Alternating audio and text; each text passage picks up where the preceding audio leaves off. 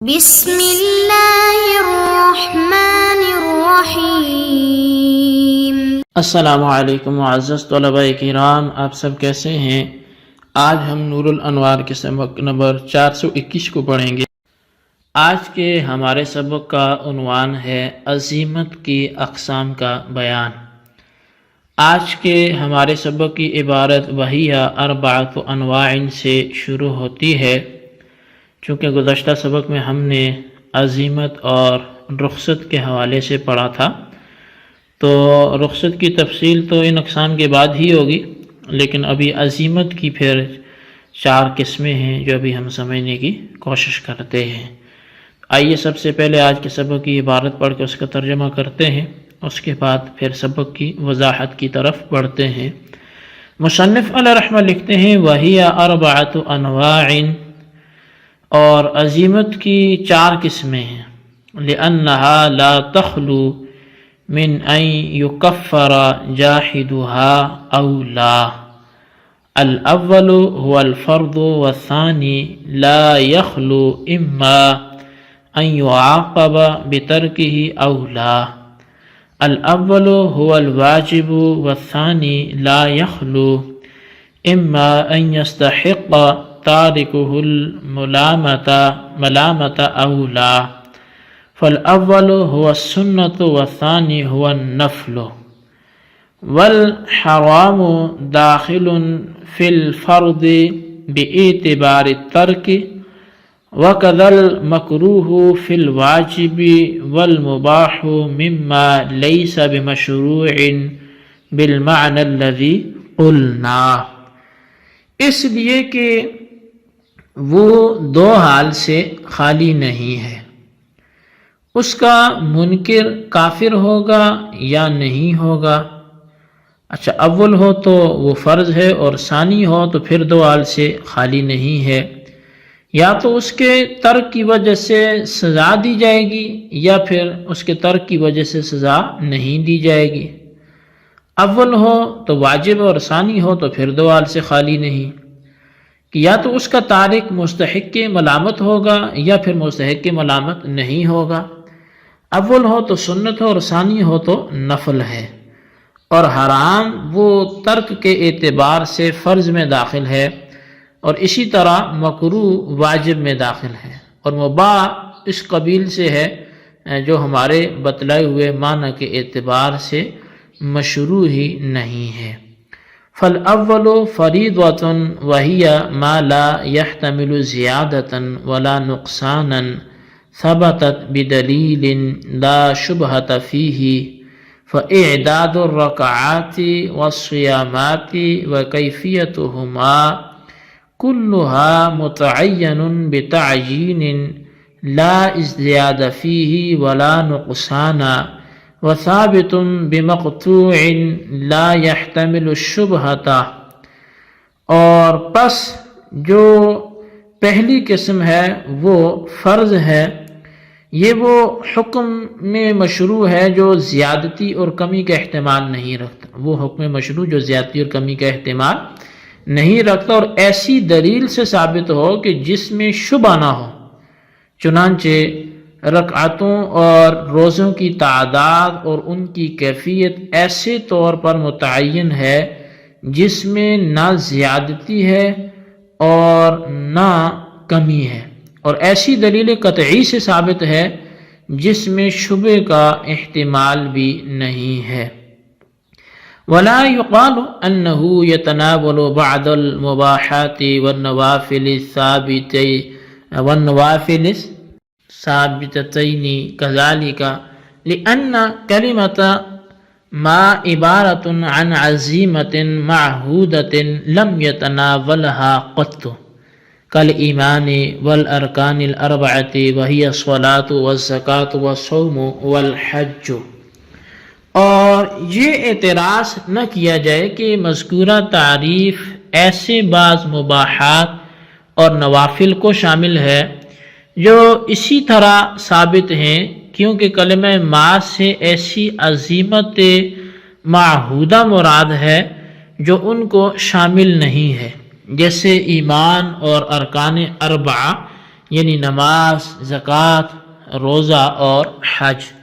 جی طلبہ کرام، یہ تھی ہمارے آج کے سبق کی عبارت اور اس کا ترجمہ۔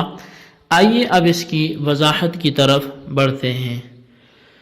مصنف علیہ الرحمہ نے کہا کہ عزیمت کی 4 قسمیں ہیں۔ نمبر 1 فرض، نمبر 2 واجب، اور نمبر 3 سنت، نمبر 4 نفل۔ ان چاروں کے درمیان وجہ حصر یہ ہے کہ عزیمت 2 حال سے خالی نہیں ہے، یا تو اس کا منکر کافر ہوگا یا اس کا منکر کافر نہیں ہوگا۔ اچھا، پہلی صورت فرض کہلاتی ہے، اور دوسری صورت پھر 2 حال سے خالی نہیں، یا تو اس کے ترک کرنے والے کو عذاب ہوگا یا عذاب نہیں ہوگا۔ ان میں سے پہلی صورت واجب ہے اور دوسری صورت پھر 2 حال سے خالی نہیں ہے، یا تو اس کا تارک ملامت کا مستحق ہوگا یا ملامت کا مستحق نہیں ہوگا۔ اول کو سنت اور ثانی کو نفل کہتے ہیں۔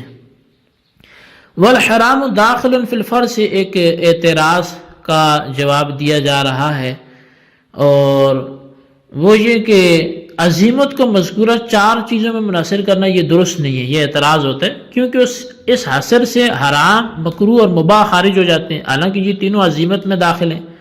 تو اس کا جواب یہ ہے کہ حرام فرض میں داخل ہے یا واجب میں داخل ہے، اس طور پر کہ حرام کا ترک کرنا اگر دلیل قطعی سے ثابت ہو تو وہ ترک فرض ہوگا، جیسا کہ شرب خمر کو ترک کرنا، اور اگر دلیل زنی سے ثابت ہو تو وہ ترک واجب ہوگا، جیسا کہ شطرنج کے ساتھ کھیلنے کو ترک کرنا واجب ہے۔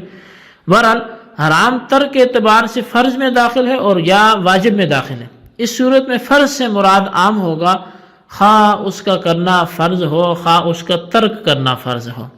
اور رہا مکروہ تو اس کی 2 قسمیں، ایک مکروہ تحریمی ہوتا ہے، دوسرا مکروہ تنزیہی ہوتا ہے۔ اچھا، مکروہ تحریمی تو واجب میں داخل ہے، اس لیے کہ مکروہ تحریمی کا ترک کرنا یہ واجب ہوتا ہے، جیسا کہ گو کا کھانا یہ مکروہ تحریمی ہے۔ یہ اس صورت میں واجب سے مراد بھی عام ہوگا، یعنی خواہ اس کا کرنا واجب ہو یا خواہ اس کا چھوڑنا واجب ہو۔ اور مکروہ تنزیہی وہ سنت میں داخل ہوگا، اس لیے کہ مکروہ تنزیہی کا ترک کرنا بھی سنت ہے۔ اس صورت میں سنت سے مراد بھی عام ہوگا، یعنی خواہ اس کا کرنا سنت ہو یا خواہ اس کا ترک کرنا سنت ہو۔ اور مباح کے بارے میں بعض حضرات نے فرمایا ہے کہ وہ نفل میں داخل ہے، کیونکہ تقسیم مذکور کے مطابق نفل وہ ہے جس کا منکر کافر نہ ہو اور اس کا تارک نہ معذب ہو اور نہ مستحق ملامت ہو۔ نفل کی یہ تعریف چونکہ مباح پر بھی صادق آتی ہے، اس لیے مباح نفل میں داخل ہوگا۔ بہرحال جب حرام فرض یا واجب میں داخل ہے اور مکروہ تحریمی واجب میں اور مکروہ تنزیہی سنت میں داخل ہے اور مباح نفل میں داخل ہے، تو عزیمت کو مذکورہ 4 قسمیں منحصر کرنا وہ باطل نہیں ہوگا، اور یہ وجہ حصر بالکل درست ہوگی۔ جشار منار صاحب نور الانوار ملا جیون علیہ الرحمہ نے مباح کو نفل میں داخل نہیں کیا، بلکہ انہوں نے فرمایا کہ ہم نے فصل کے شروع میں مشروع کی جو تعریف بیان کی ہے وہ تعریف مباح پر صادق نہیں آتی، لہٰذا مباح مشروع کے قبیل سے نہیں ہوگا، اور جب مباح مشروع کے قبیل سے نہیں ہے تو مشروع کی قسم عزیمت کے قبیل سے بھی نہیں ہوگا، اور جب مباح عزیمت کی قبیل سے نہیں ہے تو مباح اگر عزیمت کے اقسام 4 سے خارج ہو گیا تو اس میں کوئی مذائقہ نہیں ہے۔ مذکورہ 4 قسموں میں سے پہلی قسم فرض ہے۔ فرض وہ حکم ہے جس میں زیادتی اور کمی کا احتمال نہ ہو اور ایسی دلیل قطعی سے ثابت ہو جس میں کسی طرح کا کوئی شک و شبہ نہ ہو، مثلا نماز میں رکعتوں کی تعداد اور روزوں کی تعداد اور ان کی کیفیات، یہ سب چیزیں اس طور پر متعین ہیں کہ ان میں نہ زیادتی کا احتمال ہے نہ کمی کا، اور ایسی دلیل قطعی سے ثابت ہے جس میں شک و شبہ کی کوئی گنجائش موجود نہیں ہے۔ علامہ ابن عابدین شامی علیہ الرحمہ نے فرمایا کہ دلائل سمعیہ وہ 4 ہیں، ایک قطعی الثبوت، قطعی الدلالت جیسے نصوص یعنی نصوص قرآن یعنی مفسر محکم، اور وہ سنت متواترہ جس کا مفہوم قطعی ہو، یہ پہلی قسم تھی جو قطعی الثبوت تھی، اور دوسری قطعی الثبوت ظنی الدلالت، پہلی تھی قطعی الثبوت قطعی الدلالت، یہ قطعی الثبوت ظنی الدلالت جیسے آیات معولہ، اور تیسری ہے ظنی الثبوت قطعی الدلالت جیسے اخبار احاد جن کا مفہوم قطعی ہو، چوتھی ہے ظنی الثبوت ظنی الدلالت جیسے اخبار احاد جن کا مفہوم ظنی ہو۔ پس اول سے فرض اور حرام ثابت ہوگا، اور ثانی اور ثالث سے واجب اور مکروہ تحریمی ثابت ہوتا ہے، اور رابع سے سنت اور مستحب ثابت ہوتا ہے۔ اچھا، ولا یقال ان یتناول بعض المباحات سے ایک سوال کا جواب دینا مقصود ہے، وہ سوال یہ ہے کہ مذکورہ تعریف کی بنا پر فرض ایسے بعض مباحات اور نوافل کو بھی شامل ہو جاتا ہے جن کا ثبوت اسی قسم کی دلیل سے ہو۔ تو اس کا جواب یہ ہے کہ فرض کی تعریف میں کلمہ ما سے مراد وہ حکم مشروع ہے جو ان بعض مباحات اور نوافل کو شامل نہیں ہے۔ فاضل مصنف علیہ الرحمہ نے فرض کی مثال بیان کرتے فرمایا جیسے ایمان اور ارکان اربعہ یعنی نماز، زکوٰۃ، روزہ اور حج، لہذا یہ بھی اعتراض نہیں ہوگا۔ جی طلبہ کرام، یہ تھی ہمارے آج کے سبق کی عبارت ترجمہ وضاحت۔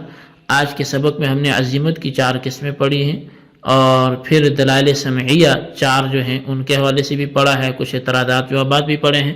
ان کو اچھی طرح سمجھیں، ان کے خلاصے کو رجسٹر پر لکھیں، بالخصوص ان سوالات کے جوابات دیں۔ سوال نمبر 1 یہ ہے کہ شارح اور صاحب نور الانوار نے مباح کو کس میں داخل کیا ہے اور کس میں داخل نہیں کیا، تفصیلاً تحریر کریں۔ اور سوال نمبر 2 یہ علامہ ابن عابدین شامی علیہ الرحمہ نے دلائل سمعیہ کے حوالے سے کیا فرمایا، ان کی وضاحت بھی تحریر کریں۔ اللہ تبارک و تعالیٰ سے دعا ہے جو کچھ ہم نے پڑھا سنا اسے یاد رکھنے کی توفیق نصیب فرمائے، آمین بجاہ نبی الامین صلی اللہ علیہ وسلم۔